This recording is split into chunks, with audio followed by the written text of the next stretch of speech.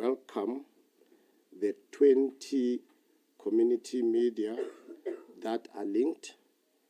Let me also welcome the 9 SADC countries that have joined us. You are all welcomed to this post-cabinet briefing in South Africa, taking place in the capital city of Tshwane Metropolitan Municipality. Without taking much of the time, let me invite Minister in the Presidency to take us through this briefing. Minister, thank you.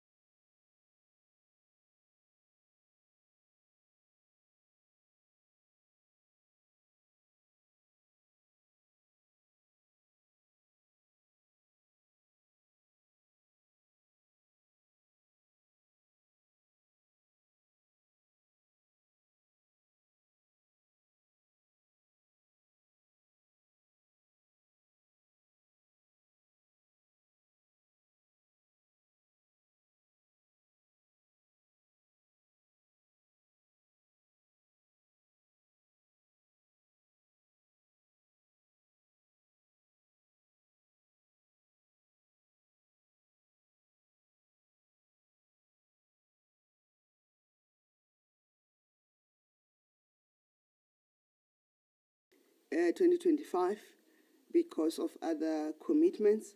So the briefing of today, the statement of today includes decisions of the Cabinet of the 22nd of July, 2025, and yesterday, Wednesday, the 6th of August, 2025. On the issues from the environment, under Justice, Crime Prevention and Security, the Madlanga Judicial Commission of Inquiry. Cabinet welcomed the appointment of the Madlanga Judicial Commission of Inquiry into criminality, political interference, and corruption in the criminal justice system, and the gazetting of its terms of reference. The establishment of the Commission affirms the President's commitment to use constitutional processes to thoroughly investigate allegations of wrongdoing, uphold the integrity of our institutions, build public trust, and hold anyone who transgresses our nation's laws accountable. On crime prevention, Cabinet welcomed the intensified policing interventions through Operation Shanyela 2, which saw the arrest of over 17,000 suspects across the country between 27 July and 2nd August 2025. About 2,911 wanted suspects were arrested for serious and violent crimes such as murder, attempted murder, car hijackings, rape, house and business robbery, while 1,763 individuals were arrested for assault, grievous bodily harm. Cabinet further welcomed the arrest of 550 suspected of illegal mining from a mine shaft in Barberton in Mpumalanga as part of Operation Valam Godi, and noted that some of them have been granted bail, whilst another 50 is appearing today for bail. And the police have indicated those who are appearing today have other previous offences on the similar area. On updates to Cabinet,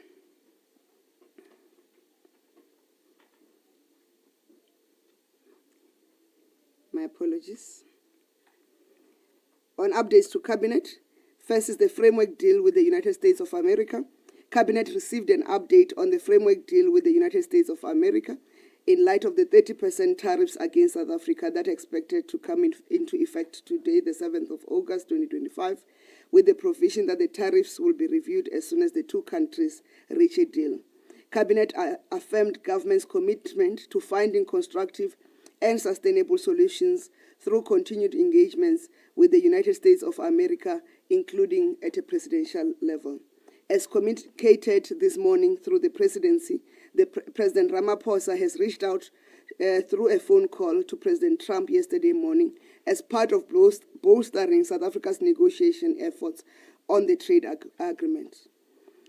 Government's efforts remain focused on growing the economy to save and create new jobs, which include intensifying diversification efforts and strengthening which include intensifying diversification efforts and strengthening our global supply chain integration as the country works to expand its export markets to Asia, Europe, the Middle East, and across the African continent to enhance our economic resilience. Specific to industries impacted by the tariff increase, and the Ministers of Trade and Industry and Competition and Justice and Agriculture, will brief on the details of these measures specific to the tariffs arrangement. I think by next week, Monday they are confirming. Specific to industries impacted by the tariff increase, government is focusing on demand-side interventions in the impacted industries and targeted interventions to ensure industry stability and safeguarding employment. These interventions include the establishment of an export support desk, which will serve as a direct point of contact for affected companies. Measures to assist companies to absorb the tariff and facilitate long-term resilience and growth strategies to protect jobs and productive capacity in South Africa. 3, a localization support fund for affected companies to contribute to the national effort. And the export and competitiveness support program, which will include a working capital facility and plant and equipment facility to address short to medium-term needs across all industries. 5th, the working with the Department of Employment and Labor on measures to mitigate potential job losses with the competition using existing instruments within the Department of Labor's entities that can be adjusted to respond to current challenges. Following consultations with the Competition Commission, a block exemption for exporters has been introduced to enable collaboration and coordination by competitors. A draft block exemption will be published by end of this week so that the process can be concluded expeditiously. And the information will be found on the Department of Trade, Industry and Competition website. South Africa-China Trade and Investment Package 2025 to 2029. The Department of Trade and Industry and Competition, in consultation with industry associations and export councils, compiled a South Africa-China Trade and Investment Package 2025 to 2029 as a basis for economic engagement with China. The package includes trade, investment, industrial development, and skills development. On trade, the priorities are on the exchange of top 100 products, establishment of a permanent expo in China, and cooperation to address regulatory measures. B, on investment and industrial development, the priorities are on investments in steel, tires, automotive, battery manufacturing, pharmaceuticals and medical devices, rail manufacturing, and the digital economy. On the skills development component, focus is on skills associated with identified sectors, priority sectors, including to service and provide aftercare maintenance. The package was shared with the government of the People's Republic of China during the working visit of Deputy President Paul Mashatile to China, which took place from the 14th to the 18th of July 2025. The Deputy President engaged with key Chinese state-owned enterprises and financial institutions, and also participated in the South Africa-China Investment Forum and the China International Supply Chain Expo, where he officially launched the South African National Pavilion to position our country as a gateway to sub-Saharan Africa for trade, investment, and industrial cooperation. On the national dialogue, the first national convention, Cabinet received and considered a report on the progress made to date towards the convening of the first of the 2 conventions of the national dialogue to take place over the 3 days from 15th to 17th August 2025 at UNISA in Pretoria. The first convention is aimed at mobilizing consensus on the focus areas for the national dialogue that is planned to include South Africans from all walks of life coming together to define a vision for our country for the next 30 years. The national dialogue is planned to take place in over 13,400 ward dialogues, in addition to the 50,000 citizen-led engagements over the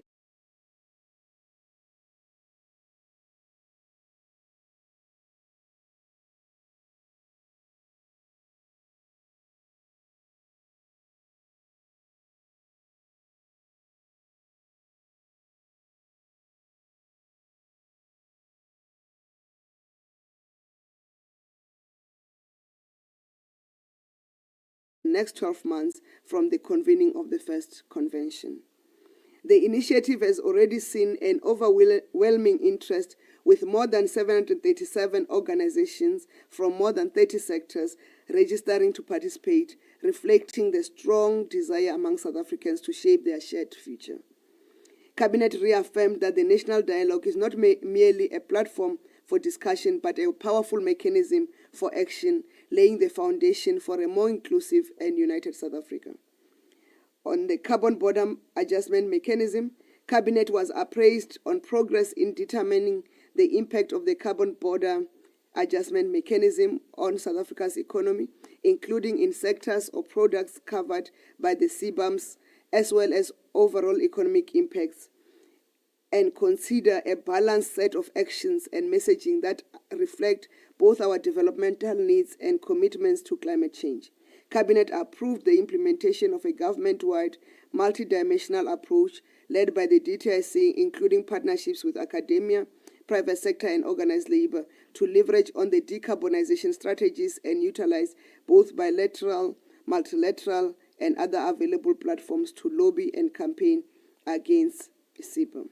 Considered biannual progress reports on the implementation of the 2024-2029 Medium-Term Development Plan, MTDP, for the period covering October 2024 to March 2025.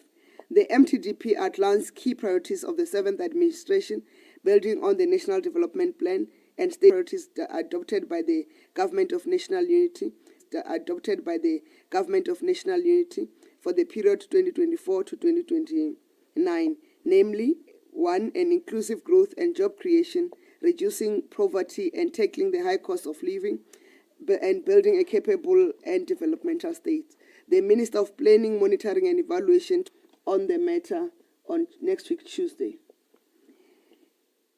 G20 updates. Government received an update on our G20 presidency preparations towards the Leader Summit. Approximately 80 of the 132 planned official meetings on the G20 calendar have already taken place. The negotiations of the ministerial outcome documents or declarations and related high-level outcomes have begun. South Africa has introduced the cost of capital review, which is a critical step toward creating a fairer global financial system that enables developing countries to invest in infrastructure, healthcare, education, and climate resilience. All the recognized G20 engagement groups have presented their work programs and priorities. The U.S. has indicated their return to full participation in the G20 meetings, albeit at a level of undersecretary. The following meetings took place in July. The 4th G20 Finance and Central Bank Deputies meeting on the 14th and 15th of July that focused on 1. The multilateral development banks monitoring and reporting framework, 2. Pandemic response financing stimulation exercise, and 3. Update on the global sovereign debt roundtable. And the second meeting was an emerging markets and developing economies, a deputies meeting which proposed that South Africa must continue to coordinate the EMDE meetings as a member of the G20 Troika next year. The 3rd Finance Ministers and Central Bank Governors meetings on the 17th and 18th of July 2025 that covered 1. International financial architecture, 2. Infrastructure, 3. International taxation, 4. Impediments to growth and the development in Africa, 5. Sustainable finance, and 6. Financial sector issues and financial inclusion. Also, another meeting was the 3rd technical meeting of the G20 Empowerment of Women Working Group from the 2nd to the 4th of July, which focused on advancing global dialogue and cooperation on gender equality and women's empowerment, with a specific focus on recognizing, reducing, and redistributing unpaid care work. Also, the 3rd Education Working Group meeting, which was held on the 2nd to the 3rd of July 2025, which focused on urgent need to supply sufficient teachers to ensure inclusive and equitable quality education and promote lifelong learning opportunities for all. The meeting also discussed the draft G20 Education Ministers' Declaration. The 5th Health Working Group meeting from the 8th to the 9th of July 2025 that focused on strengthening global health security in the areas such as pandemic preparedness and response, as well as the need for sustainable health financing and equitable access to new technologies like TB vaccines. The third disaster risk reduction working group meeting from the 9th to the 10th of July that focused on addressing pressing challenges in disaster risk management and shared knowledge, strategies, and best practices for mitigating disaster risk.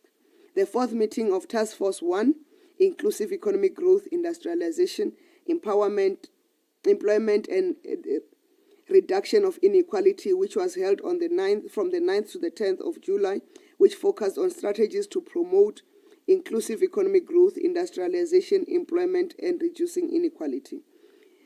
And the second Climate and Environment Sustainability Working Group meeting from the 14th to the 18th of July 2025 that focused on issues of biodiversity and conservation, climate change, land degradation, drought, chemicals and waste management, air quality in oceans and coasts. And lastly, the fourth Development Working Group meeting from 21st to 23rd July 2025 that focused on setting high-level principles for global public goods and investments, finding more money for development, and creating strong social safety nets for everyone.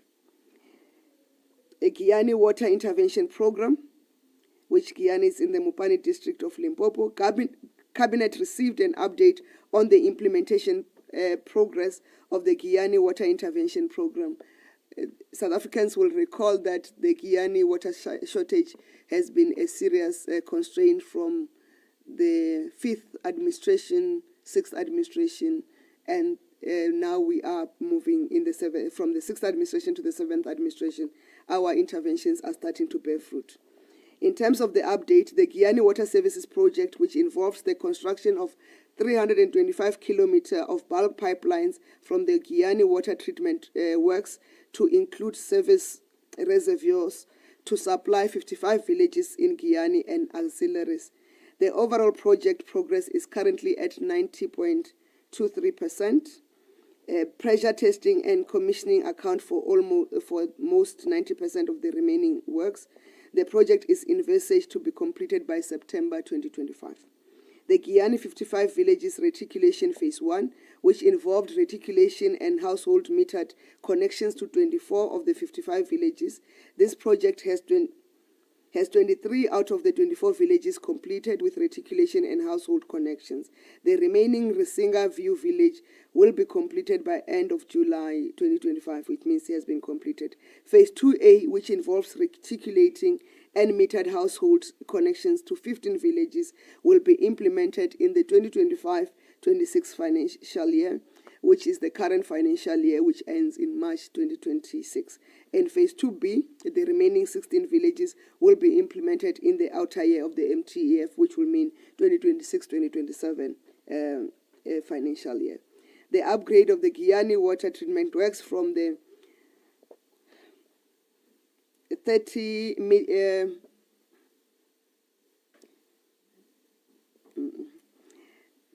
is it metric? Oh, yeah. The 30 MLD to the 40 MLD and development of a number of well fields to ensure sufficient water supply to the 55 villages of Giyani is still at planning stage to be implemented in the third quarter of the current financial year once the IRS is finalized. And this will be the last intervention by the Department of Water and Sanitation in Giyani to improve water supply to the 55 villages and the Giyani town. The progress follows on previous significant interventions, which included the Nandoni-Nsami bulk pipeline of 40.5 kilometer raw water pipeline from Nandoni Dam in Bembe, discharging into a canal at Shikukwani, and finally gravitating into a balancing dam at Giyani Water Treatment Works, which became functional on 5th of April 2023 and practically completed in December 2023, and currently supplies Giyani Water Treatment Works with an average of 15 million liters. DG. The DG is very disruptive today. The bulk water pipeline from Nandoni to Nsami currently supplies Guyana water treatment works with an average of 15 million liters a day of raw water. Parallel to this line is a 50 diameter treated pipeline which ends at Kwansami, Greater Malamulele, under Collins Chabane local municipality, which was completed in December 2023 as well.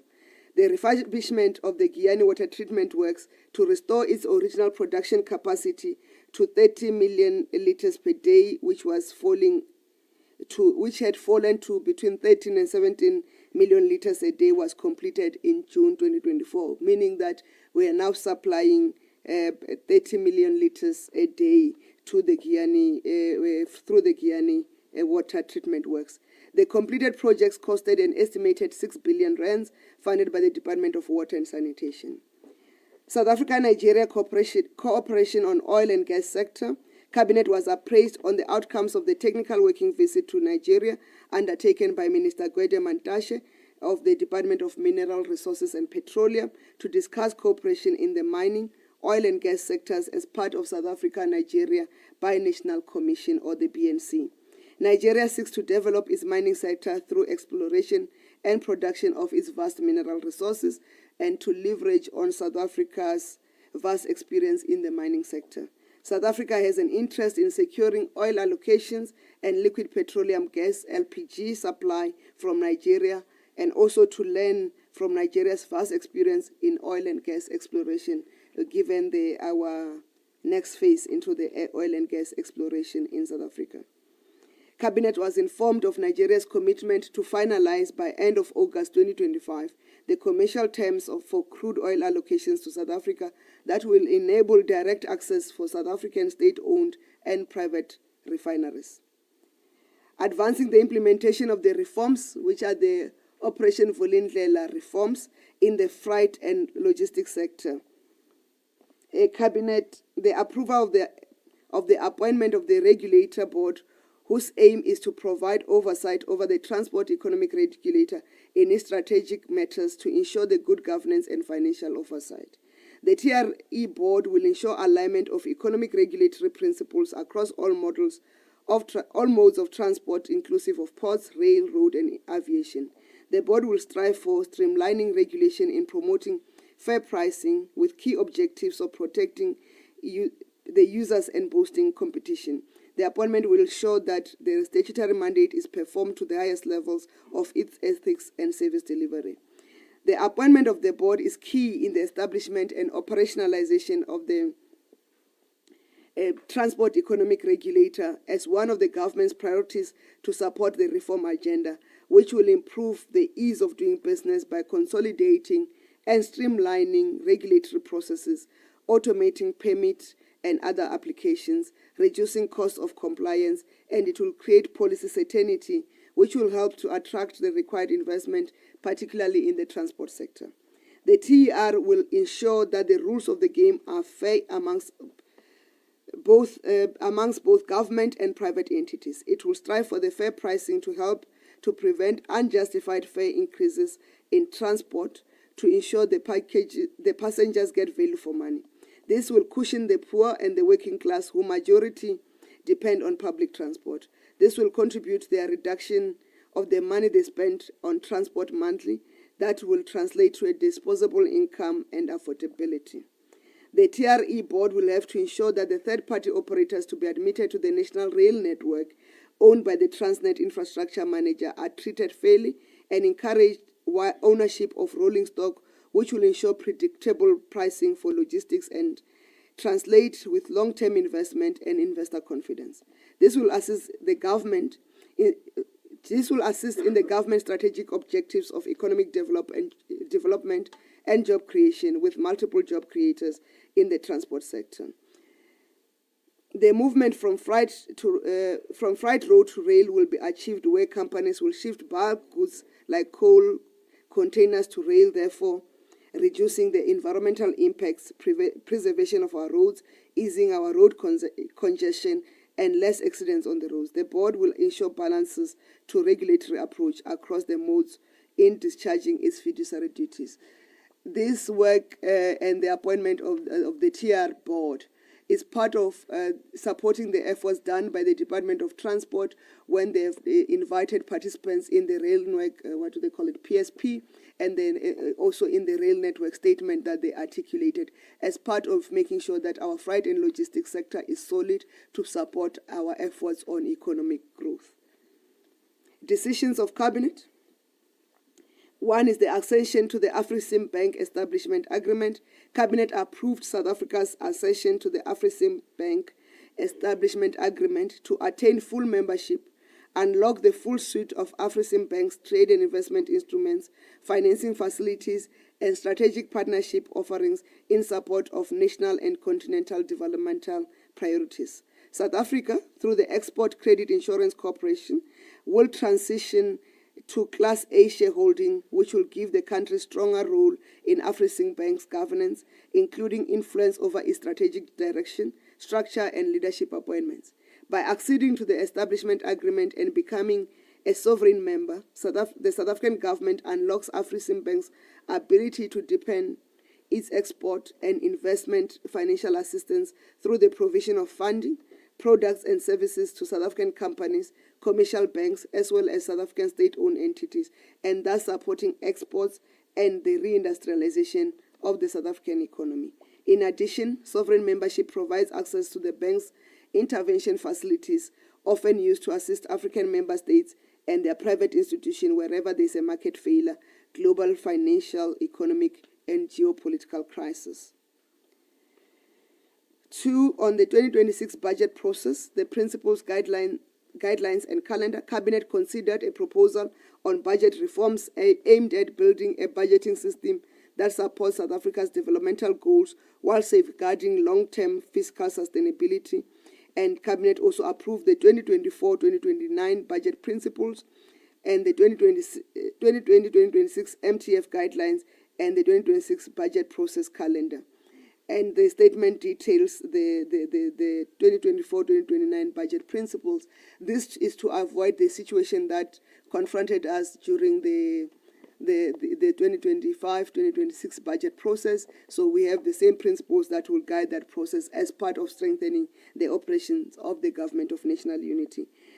Quickly on the principles, government must put in place a robust and inclusive process to achieve an upfront agreement on a limited set of strategic budget principles, which are the fiscal framework, taxation, debt financing, key infrastructure investment, key spending priorities, and areas to cut spending and measures to grow the economy. Evidence-based, outcomes-focused, and data-informed budget decisions. The third one is integrated planning, prioritization, and budgeting. And fourth, budget decision must be forward-looking and medium-term in orientation. Fifth, the budget process must be structured, time-bound, and rules-based, meaning that you cannot change along the way. And a budget decision must be sequential and respected as part of maintaining the effectiveness of the budget processes. And lastly, the MTF guidelines reaffirm government's commitment to a more disciplined, transparent, and strategically aligned budget process that supports South Africa's long-term fiscal objectives and national development plans. And this principle are also articulated in the PFMA, the Public Finance Management Act, and these are structured so that all of us can be on the same wavelength. The third decision is South Africa's second draft nationally determined contribution, NDC, to the global response to climate change as required by the Paris Agreement. Cabinet approved the publication of the nationally determined contribution for consultation.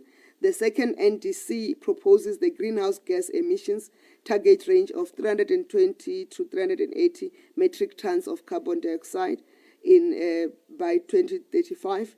The finalization of the second NDC gives effect to South Africa's international commitments and obligations in relation to global effect on climate change and ensuring a just energy transition towards a low-carbon economy and society.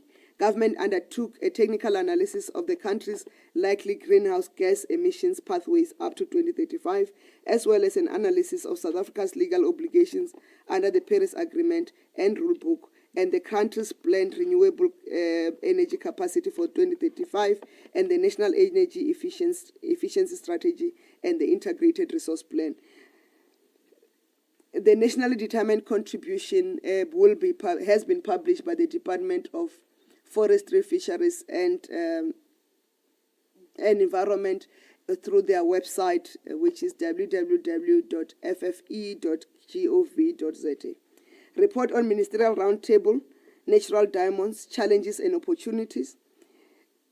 The South African diamond industry is a significant player within the global diamond and jewelry industry, and it contributes substantially to the national economy. However, the global diamond industry continues to experience extreme challenges due to macroeconomic factors, and consequently, Cabinet granted approval to the Department of Mineral Resources and Petroleum to participate in international agreements that enable diamond-producing governments to be better positioned to promote and market natural diamonds globally. For this to be realized, Cabinet has further approved that the diamond industry be requested to contribute 1% of their annual revenues generated from rough diamond sales to support marketing of South Africa's real or original diamonds to enable global growth and job creation. The Department of Minerals, Resources and Petroleum will consult with the industry in terms of the contribution arrangements. Removal of the repeal of the South African SAA, State-Owned Company Limited Bill from the legislative program. Cabinet approved the request to table for withdrawal of the South African Airways SOC Limited Bill from the legislative program of Parliament. The Sale and Purchase Agreement and the repeal of the SAA Act 5 of 2007 was condition precedent that the SWAL Department of Public Enterprise was required to fulfill for the transaction to be met. The bill was tabled in April 2025. The bill was tabled in Parliament, in 25 January 2024. However, on 14th March 2024, termination of the transaction was announced following the collapse of the negotiations between the parties. Consequently, the termination of the agreement rendered all outstanding conditions inter alia, the repeal of the SAA Act 5 of 2007, 2017, unimplementable. Hence, the request for the withdrawal of the bill from the legislative program of Parliament. On bills, Water Services Amendment Bill, Cabinet approved the submission of the Water Services Amendment Bill to Parliament. The bill aims to strengthen the regulation and management of water services as well as improve compliance with the Water Services Act of 1990s and water services providers' functions by municipalities by providing greater clarity regarding the functions of each, address poor performance by the water services providers by introducing a legal requirement that Water Services Authority may only appoint water service providers that have an operating license which requires a minimum level of competency issued by the Department of Water and Sanitation. The amendments will also address weaknesses identified in the sector, including introduction of offenses for non-compliance, norms and standards for intervention, and minimum standards for the functioning of water services providers, which must be enforced by Water Services Authority. They will ask, what is the mischief we are trying to address? Is then a poor performance of water service providers that is resulting in the shortages of water across many municipalities in the country. The National Water Amendment Bill, Cabinet approved submission of the National Water Amendment Bill to Parliament. The bill amends the National Water Act of 1998. These amendments will improve regulations and will ensure that the country's water resources are well managed, protected, and conserved.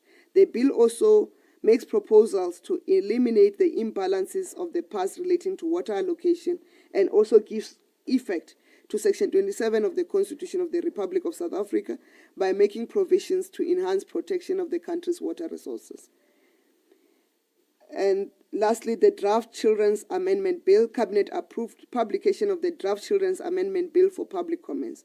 The bill aims to update and strengthen the existing Children's Act of 2005, focusing on several key areas such as weaknesses and inadequacies in the child care and protection system across an array of services ranging from prevention, early intervention, statutory alternative care, reintegration, and aftercare services. The bill also seeks to strengthen mechanisms to further protect children against violence, mistreatment, abuse, neglect, and exploitation. On appointments, all appointments are subject to the verification of qualifications and relevant clearances. Cabinet approved the appointment of Dr. Cynthia Ntombifuthi Khumalo as the Director General of the Department of Sports, Arts and Culture. Approved the appointment of Dr. Sipho Ngomane as the Deputy Director General, Corporate Management at the Department of Tourism. Approved the appointment of Ms. Yanga Ntombizodidi Tansi as the Deputy Director General, Integrated Cooperatives and Micro-Enterprise Development in the Department of Small Business Development. Approved the appointment of Mr. Vuyisa Africa Daile as the Deputy Director General, Sector Policy and Research in the Department of Small Business Development. Approved the appointment of Dr. Nonhlanhla Ignatia Ndlovu as the Deputy Director General, HIV/AIDS, TB in the Department of Health. Approved the appointment of government trustees to the Tirisano Construction Fund Board, who are Professor Wellington Didibu Gutwala, Ms. Alison Lawless, Dr. Msizi Reginald Mieza, and Ms. Zukiswa Kimani. Appointment of members to the National Housing Finance Corporation Board, Mr. Khalid Desmond Golding as Chairperson, Ms. Balungile Siphumelele Dlungwane, Mr. Tulani Siyabonga Mabaso, Ms. Jacqueline Ramatsimela Maisela, Ms. Aisha Sidat, Ms. Alison Hiki Changana, Ms. Nomzamo Babekile Hlengiwe Khumalo, Advocate Nthokozisi Daluxolo Xulu, Ms. Tsepiso Flora Kobile, Mr. Veli Cecil Dube, Ms. Noluthando Khulukazi Masholoku, and Mr. Rapo Satish. The filling of vacancies on the Community Schemes Ombud Service Board, the appointees are Ms. Vusisiwe Nwabi Sanzo as a chairperson, Ms. Sarah Madinoche Litsi, and Ms.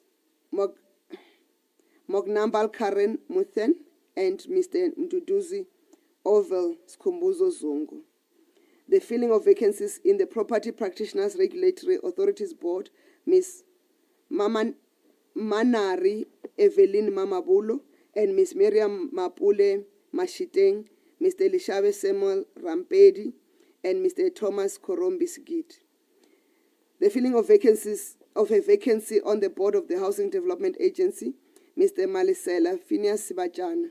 The appointment of members of on the South African Airways Board, SAA.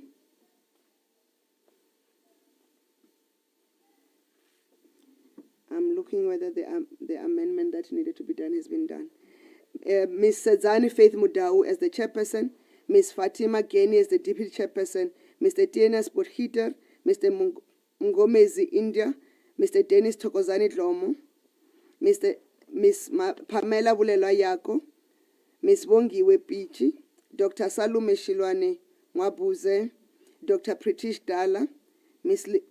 Lisa Mangu, Ms. Bongiwe Mbovu, Ms. Phumelele Dlungwane, Advocate Johannes Colin Wepont, Professor John Lamula, who's the CEO and member of the board by that position, and Ms. Lise Oliskif, who's the CFO. Appointment of the non-executive directors to the Transport Economic Regulator, the board that we spoke about earlier. And this appointment, as indicated earlier, is part of enabling the implementation of the Operation Vulindlela reforms in the freight and logistics sector. We're starting with Ms. Ethel Jevu Telju as the chairperson, Ms. Balibebechi Zondi, Ms. Fatima Bibi Sheikh, Mr. Lucky Tekisho, Mr. Vincent Belenis, and Mr. Rivanda Nair. The non-executive directors in the interim board of the Road Accident Fund, Mr. Kenneth Brown as the chairperson, Ms. Nonhlanhla Mabusela Akwere as the vice chairperson, Ms. Ntswaki Kutumela, Ms. Innocentia Mule Pule, Mr. Richard Janki, Mr.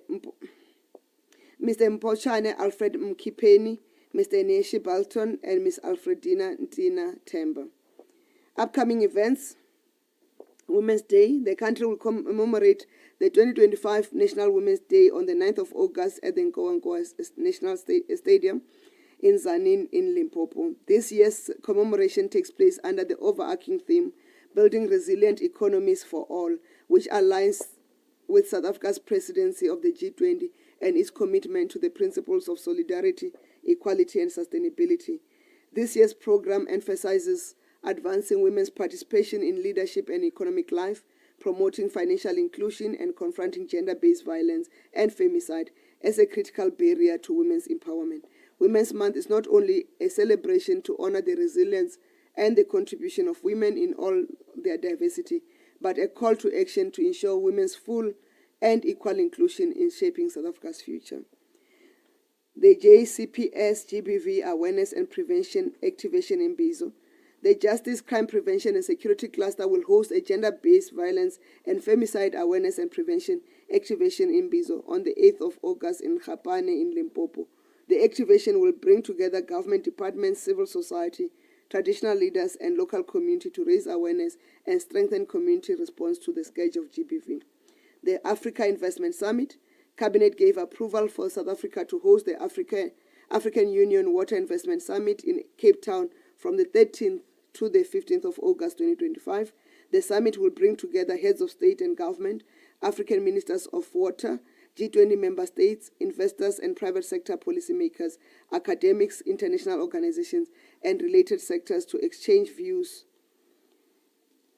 on the challenges of water provision, funding for water infrastructure, and water investment on the continent.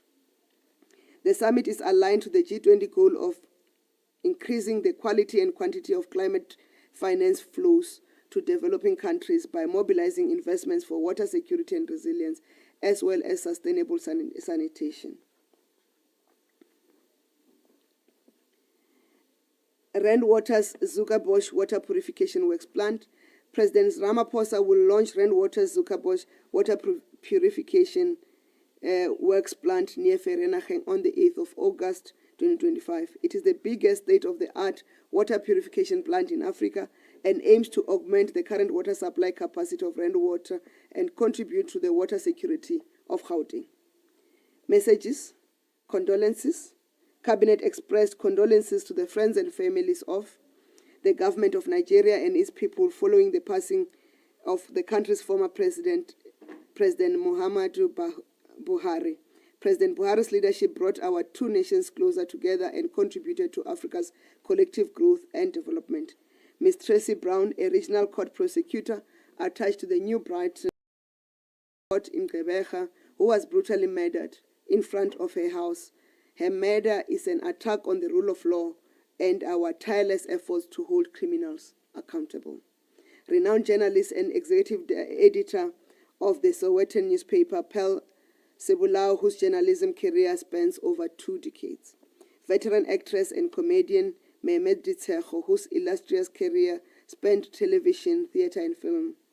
Renowned entrepreneur, designer, and co-founder of the multi-award-winning Sun Goddess fashion label, Ms. Vanya Mangaliso, who internationally branded South African clothing products and made our traditional attires very fashionable. We'll also want to extend our condolences to the government of Ghana for the tragedy that took place when their helicopter crashed with a number of government ministers on the flight. This happened so recently. Congratulations. We extend a cabinet's congratulations to and well wishes to Judge President Dunstan Mlambo, who has been appointed as the TBT Chief Justice of the Republic of South Africa. Justice Mlambo previously served as the Judge President of Gauteng Division of the High Court and has consistently demonstrated a steadfast commitment to the independence of the judiciary, access to justice, and the transformation of the legal system.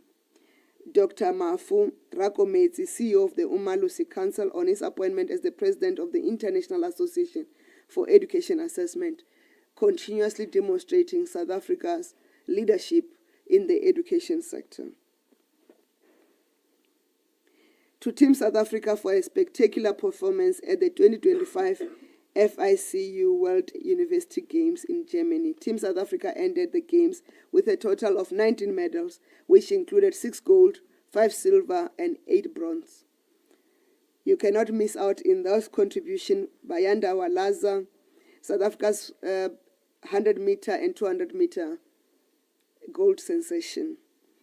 South Africa's men's 4x4 relay team, which consisted of Bayanda Walaza, Retsidisizwe Mlenga, Kyle Zinn, Mtim Timkulu, who also won silver. Lyth Pillay, who won gold in the 400 and was also part of the 4x400 mixed relay, which claimed silver. Adrian Smith, who won gold in the men's shot put by overtaking the field with his 6th and final attempt. Peter Kotsie, who captured 2 gold medals in the men's 50-meter and 100-meter backstroke. He also won gold and 2 silver medals at the World Aquatic Championship in Singapore. So we're coming back in the swimming front. Team South Africa also for their stellar performance at the 2025 African Under-18 and Under-20 Championships in athletics held in Abeokuta in Nigeria. Team South Africa won gold, silver, and bronze medals across various disciplines. If I mention, I'll be mentioning the same names.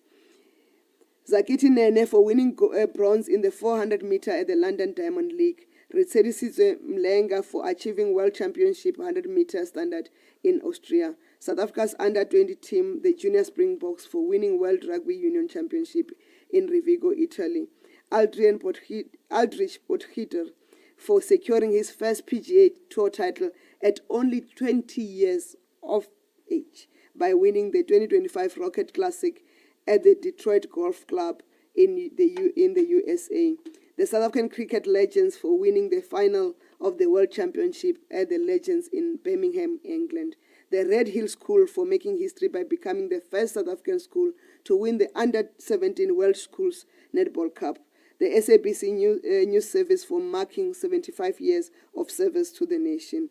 And also to South Africa for being confirmed as the official venue for the 2026 Leaf Golf Tournament. And who's better to do it when we are emerging with Aldrich Potgieter, a major international sporting event that will be staged in Gauteng, South Africa for the first time in May 2026. Thank you very much.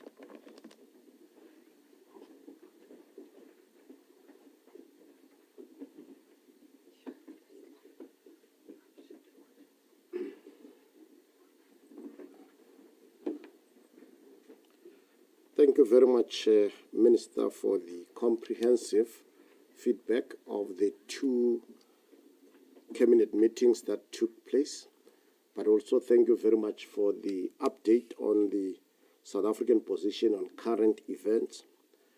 I will start by inviting questions, firstly in the Imbizo Center, and later on we will check the online questions. The drill is the same. Next to where you're seated, check there is a knob there. You'll press it, it will indicate red, and you'll speak on the mic. Let me recognize the hands in this order. I recognize your hand, second, third, fourth, in that order. Thank you so much, Ravi. Good morning, Minister. Can you hear me? Yeah. It's Natasha Free here from SABC News. Minister Mchabeni, I have a number of questions. First and foremost, you mentioned that President Cyril Ramaphosa had a telephone discussion with U.S. President Donald Trump. Can we have a detailed, perhaps, explanation as to what the content of the telephone discussion was? Yes, we do understand it was around trade matters, but was there any agreements made? And then does this mean that the door for negotiations is still open despite the looming deadline at 12 a.m. Tomorrow morning? And then secondly, you mentioned that, yes, Minister Parkstow will give a detailed explanation in terms of the economic support packages, but which sector will government firstly focus on? Or what sectors, which sectors would government actually focus on? Secondly, or thirdly, government has indicated that 30,000 jobs would be on the line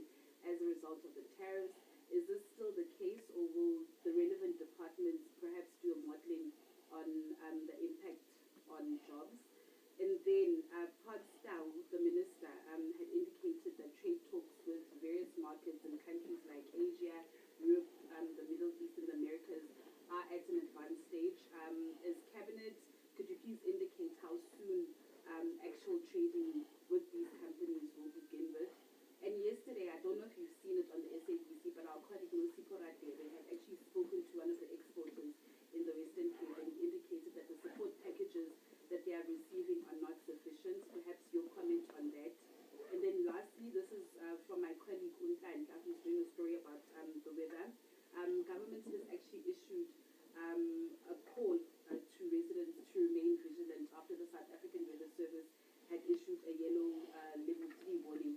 Perhaps your comment on that. Thank you, and apologies for many questions. Can we do those questions and then come back? Okay. No, thank you very much, Natasha.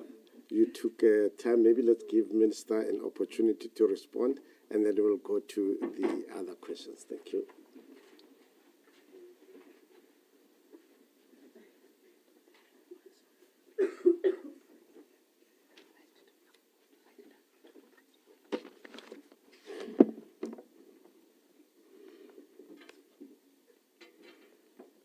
Thank you. To the SABC, when we say ministers will brief, we want to save us from dealing with the details on areas that are not areas of our expertise. Let me start with the easier with the easier ones. The president and call to President Trump. It was part of supporting our negotiation effort, and he continues to engage to make sure that there is room for negotiation. And those that there cannot be agreement on a phone call. The technical team must do the actual work, and there's always room for negotiations. We have indicated that to say there is room for negotiations. The sectors that are affected, it's a number of sectors, but primarily is the automotive and the agricultural sector. But other sectors are also involved. Impact on the 30,000 jobs, yes, there was an indication of an impact on 30,000 jobs, but the interventions that I read through, which we'll repeat, are part of the aim to mitigate against those job losses, including the diversification to the other markets. You indicated how soon will the diversification to other markets take place. They've been taking place in the agricultural sector. Minister Steenhuisen will give the details during the briefing. In the agricultural sector, we found markets in China, for instance, for other products. He'll give the detail of the product list that are being redirected. But also, it's not only about redirecting; it's also complementing the market supply. We would prefer to keep both the American market and our other markets, and also diversify to new entries. And you say there's a person who said the package is not sufficient. Yes, the package could not have been sufficient. We just indicated that Cabinet approved the interventions yesterday. So that's what those packages will be sufficient or will go a long way. They can never be a complete certification over a short-term period. There will be short-term mitigation to make sure that the production capacity is maintained and jobs are saved. And jobs saved may not necessarily mean everything, but in the medium to long term, we want to make sure that we maintain those jobs or create more jobs in that field. I don't know if you want me to read again the package of supply, but the details will be in the statement, which we'll share immediately after this briefing, so that we don't have to read everything. You've indicated the weather condition. Yes, we continue to plead with South Africans to make sure that in particular, because the areas that are affected and the prediction of snow is in areas like in Gauteng, including Pretoria, which is, I always argue that Pretoria is part of Limpopo because of the weather patterns, and now they are affected by this terrible weather. And in these harsh conditions, we want South Africans, where it's not necessary to move from your house, from your homes, we want you to stay at home and stay under shelters. Those who are less privileged and do not have shelters, they must go to place of safety across their provinces, across their municipalities, so that we prevent any loss of life. We'll take the next set of questions. Thank you.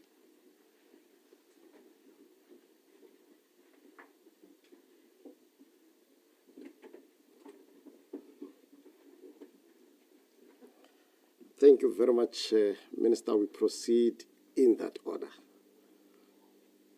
Good morning, Minister. My name is Zoleka Kobashi from Newsroom Africa.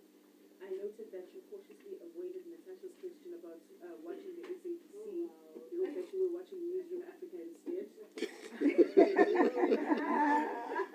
Is it War of the Airwaves?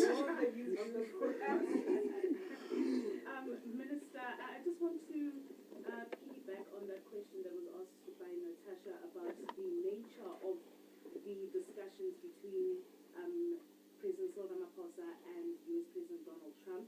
We just want to get the specifics. Is it possible to highlight what exactly the nature of those negotiations will be? Is there a timeline for these negotiations to take place? Because time, as you know, Minister, is not on our side. Two, I wanted to ask about reports about a Russian ship that was refused entry in Cape Town to dock there and replenish its, to refuel and replenish its supplies. Are you aware of that, Minister? And can we just get a response? Thank you. Thank you. Minister Puleli Treaty Jones from ENCA. Just given the situation in Barberton, I know you've been really critical of the illegal mining happening in the country. Is government concerned about the situation and the dangers it possesses to South Africa's sovereignty? What happens next in this particular manner? And just a question for my colleague who's in the Western Cape as well regarding what we're seeing at IBT with the CEO Tebogo Malaga as well, allegedly attempting to bribe a journalist. Just your view on this, and how is this discrediting efforts to bring stability and good governance to the entity? That's two. And then lastly, Minister Ronald Lamola has confirmed that South Africa's special envoy to the US, Service Jonas, has not set foot in the US in an official capacity. What's the update on this, if you have any? Thank you. Thank you.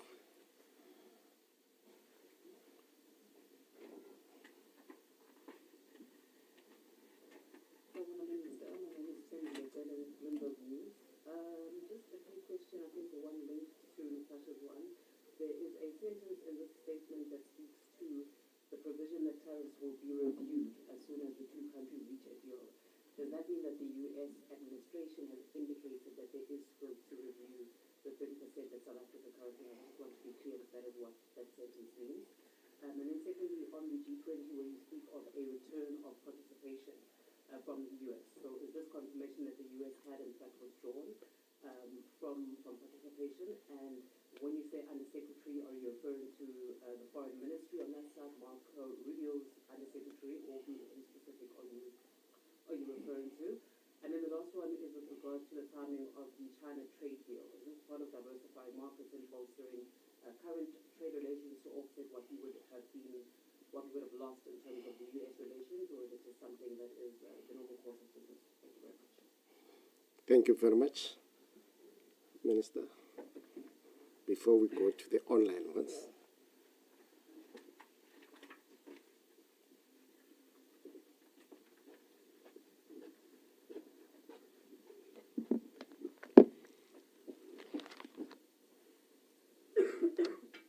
Thank you for the questions. So we watch Newsroom, SABC, ENCA across, and also the community TV stations. That way. Actually, it's in the order of SABC, ENCA, and Newsroom, the order of establishment. SABC has 75 years in the game, and they are the public broadcaster. Maybe let me start on the... What is the nature of the conversation? The phone call was between the president and President Trump. So but the principle is that the room for engagement is there, and the president continues to engage. And you'll recall that in May he led is it May or April? May he led the delegation to Washington to open that room for negotiation. And it's from that meeting, the working visit, that there was an assurance that as soon as we reach a deal, then there will be a review of the tariffs. And then, there's nothing new in that. That's why, otherwise, if there was no prospect for a review, there will not be need for a continuous engagement. So we continue to engagement because there's always prospect for review, and we're not the only country that is in that position. We are part of the others. And then you said the China package, is it coincidental or is it part of the diversification? You'll recall that last year when the president undertook a state visit to China on the sidelines of the FOCAC engagement, and China then upgraded South Africa's status to a level of a strategic partner of China, which then meant they were going to revise our economic relations, including improvements in trade. And even then, we had outlined that part of that arrangement included these 100 products that we need to do. But we needed to come back and finalize that whole package to say what does it mean and its essence, what it does. So it's on the back foot of that. It's on following up to that, and that's why the deputy president also went to make sure that work gets taken forward, because we cannot afford to wait. But it also supports the diversification of our economy. China is one of the most populated country in the world, and therefore, if we can get our products consumed in China, it will mean that we crack a big market, and they are very important. That's why it's important for us to have a dedicated package, and that's what we have proposed to them, and we continue to work. I'm sure when Minister Steenhuisen briefs in terms of the diversification and how far we've gone, it will indicate the products that are now going through to the Chinese market. And then the other related question to that is that we indicated that United States have indicated full participation. So the underlying word or operative word is full. They were participating, but they were not participating in full.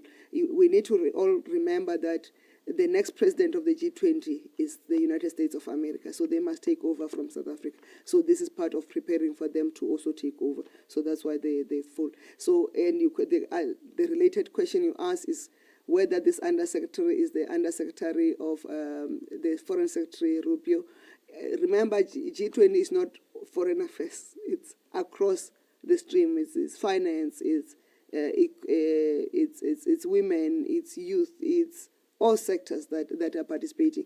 There are a number of working groups and task forces, so the relevant ones will participate at those relevant settings. And then the Russian ship docking, I do not know, but it is also not part of the cabinet discussion.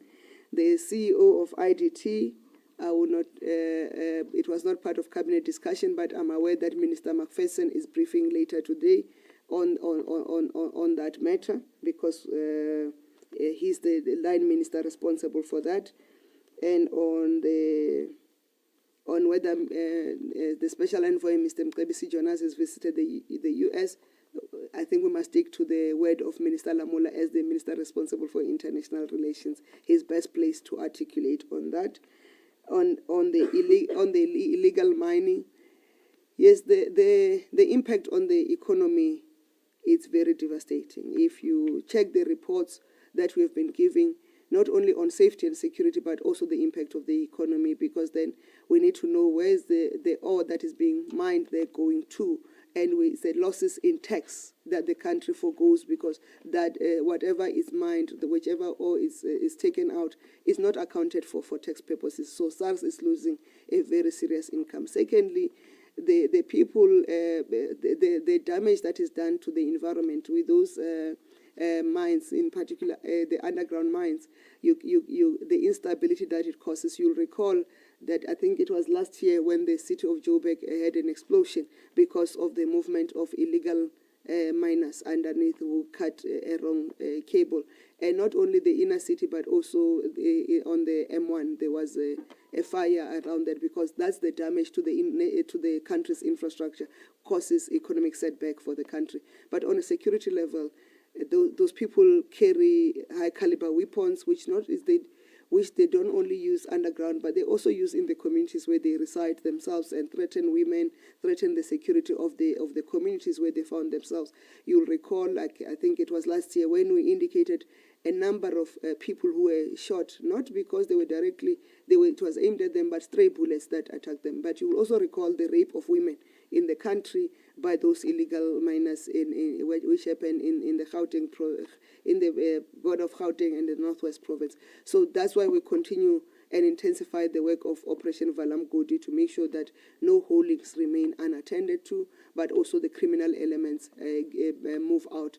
But we need to also assure South Africans that the Department of Mineral Resources and Petroleum are looking and started to train artisanal mining to make sure that the mines that remain with ore that is not productively economic for big mining companies to mine, but artisanal mining can be used, will then be deployed to mine in those mines, so that they can be an economic livelihood from that. Thank you very much.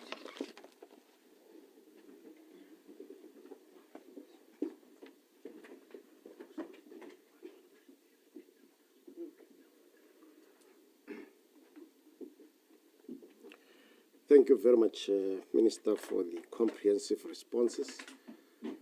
Colleagues, let's take the online questions. I suspect some might repeat themselves, but we'll read them for the record. Ishmael Soleimale, read them for us. Thank you, Mr. Valoi. I'll start with Dennis Telford from Network 24. Minister, the Department of Defense recently undertook a charter flight to Cuba for a graduation ceremony. The charter flight allegedly cost the department 34 million rand. What does the presidency make of this wasteful expenditure? And is the presidency working on ways in consultation with the minister to tighten the grip on the Department of Defense expenses? The second question from Dennis: is Cabinet hopeful that an agreement will be reached with President Trump to reduce the tariff hike? Next question, Siphelele Dutla, Business Report. Who is leading South Africa's negotiation team on the framework deal with the US? And where are the negotiations taking place? Are there physical meetings in Washington, or are they on visual platforms? The last question from Siphelele: when was the last meeting of the negotiating teams from both countries? We have two questions from Terence Creamer, Engineering News. Minister, can you indicate whether President Trump confirmed yesterday that the 30% tariff will be implemented on 8 August and remain in place unless and until a new deal is struck with South Africa? Can you say what verbal agreement was reached between Presidents Ramaphosa and Trump regarding the modalities for further negotiations and the timeline for reaching a new trade deal? We have Jan Cronje, News 24. Minister, could Cabinet say whether Kenneth Brown, the newly announced interim board chair of the Road Accident Fund, is the previous Treasury official who serves on the board of the Development Bank of South Africa? We have a question from John Elgon, New York Times. What is Cabinet's position on whether South Africa needs to consider making changes to its equity laws like BEE and the Expropriation Act in an effort to get a trade deal with the Trump administration? We have questions from Arthur Pois from Hart FM in Cape Town. Minister, the ANC Secretary General Mr. Mbalula said the USA can impose sanctions against the party leaders or government, but the country won't abandon its transformation policies. What do you make of these comments made by Mr. Mbalula, and with the government disregard transformation policies to strike a deal with the US? And the last questions are from Ananias Ndlovu from the National Press Club News, Wire for Community Media. Minister, as G20 discussions move forward towards the final declarations, how is South Africa ensuring that the unique developmental challenges of both rural and urban communities, such as access to basic services, infrastructure gaps, and economic inclusions are reflected in the G20 agenda, particularly within the frameworks of climate resilience and sustainable development financing. That's all for now, Mr. Baloi. Thank you. Thank you very much, Minister. At the end of the questions, you can also close and adjourn the briefing. Thank you.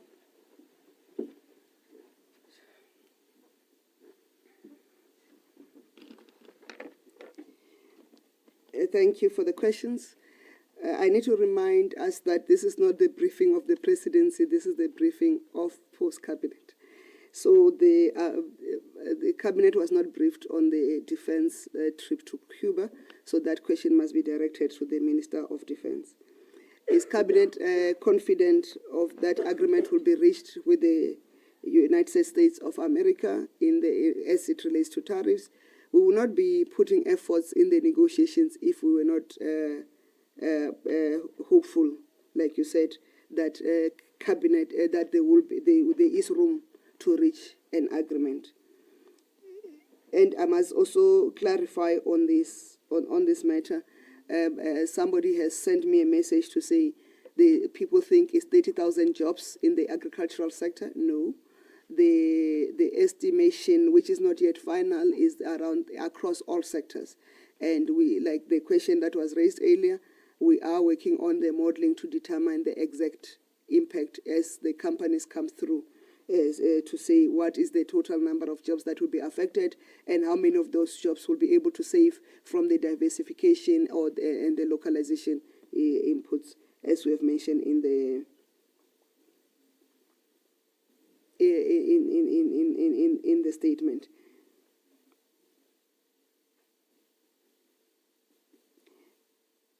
Whether I can confirm whether President Trump has indicated that the reciprocal tariffs will be implemented on 8th of August. That is the date that is there. We'll await for the U.S. To communicate what is their position, but we are working to make sure we strike a deal. Of course, the deal will not be reached today, so we'll await any decision from the other side.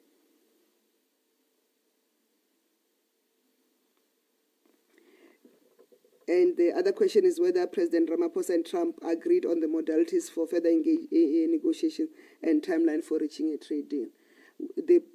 Our president has been committed to reaching a deal as quick as possible, and it's for that reason that even when we went to the working visit in Washington, we went with a proposal that the U.S. had to respond to, and we have been engaging continuously until where we are now.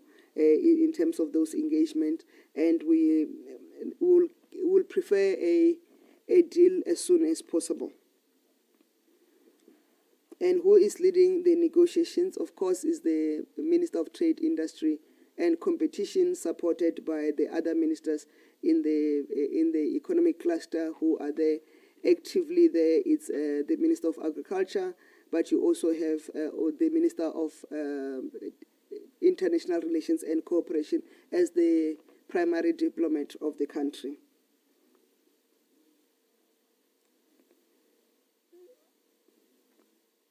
And whether the negotiations are physical meetings in Washington or virtual, colleagues, honestly. Of course, there will be need for some meetings will be physical, some meetings will be virtual.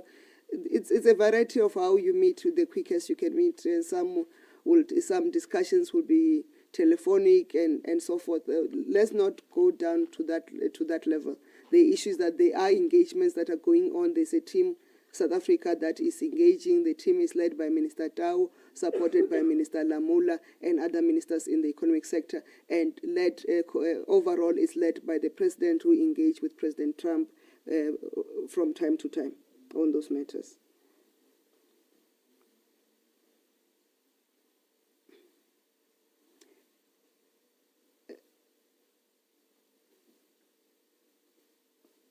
There's Mr. Kenneth Brown, who is appointed as the chairperson of the board of RAF.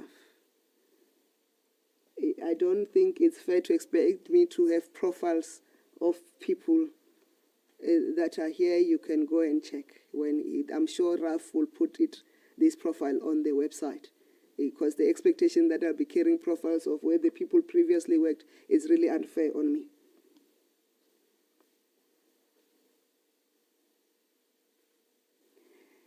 And whether we'll change our laws to make a deal with the USA, we need to be very clear that the transformation agenda of the country is non-negotiable, because that transformation agenda is not for the sake of its own. It's to make sure that we build an equal, united, and prosperous South Africa.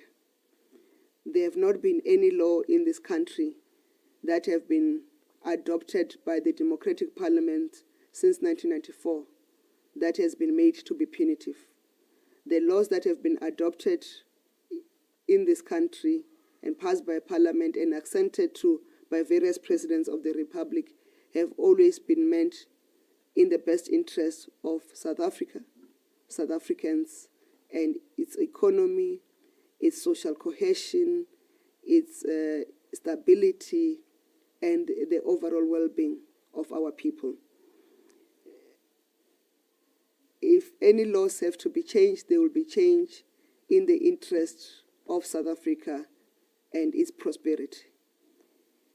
Unless the courts of the Republic of South Africa instruct that those laws contradict the Constitution of the Republic, or they do not meet or satisfy the constitutional requirements of the Republic as we are a constitutional democracy, then those laws will be changed for that purpose, or there will be amendments as we continue to make amendments to various laws to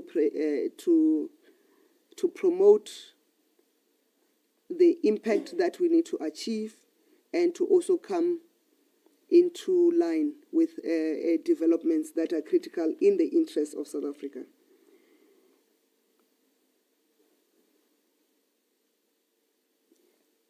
And by so doing, I've also answered the other question that has been required to say what is our position. Our position is that the transformation agenda of the country is not for its own sake, it's for the prosperity, well-being, and unity of the Republic of South Africa and South Africans. As we close, we want to remind South Africans to be mindful of the inclement weather and to be cautious. We are now informed that there have been an accident or two accidents on the N1, one from Polokwane to Mokopane due to the slipperiness of the roads given the hailstorms. So we are requesting that as we get in the roads, let's exercise highest vigilance and highest cautions so that we preserve lives, but also so that we can all get home safely and avoid unnecessary delays. As we're speaking, there are road closures due to the collisions on the roads. So we are reminding all South Africans to be mindful of the inclement weather and take precaution to avoid collision, loss of lives, and to make sure that we can continue to operate with minimal delays and disruptions that may be caused by recklessness on the roads. Thank you very much. You must have a lovely long weekend. But to the women of South Africa, as we mark and commemorate the resilience of the women of the 1956 march, we want you to emulate their steps. And we are aware that we are confronted with difficulties of gender-based violence and femicide, but we must work together to protect women and children, not only as women, but also as the South African society.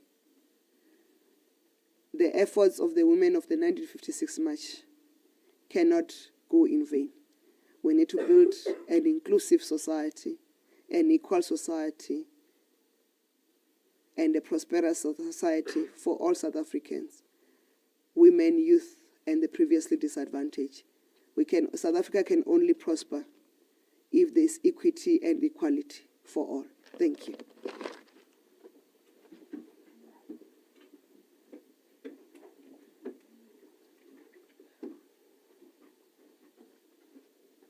This then brings us to the end of this briefing, and the briefing is adjourned. Thank you very much.